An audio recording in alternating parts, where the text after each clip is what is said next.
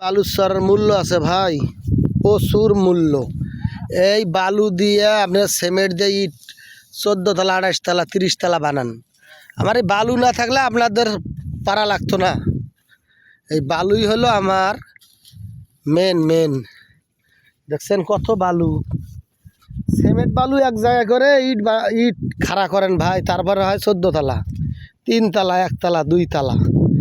কিন্তু আমার চরেরও মূল্য আছে ভাই, চরের বালা ছাড়া বড় লোকের বিল্ডিং হবে না।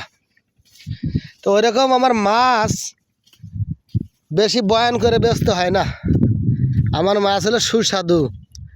আমরা ওয়াকালে ফিডের মাছ খা শরীরটা নষ্ট করেন না ভাই, কিন্তু আমার মাছ খান। আমি মন্টু ফিশ এন্টারপ্রাইজ, আমার ছবি দেখবেন, ভিজিটিং কার্ড দেখবেন, মাছ নেবেন।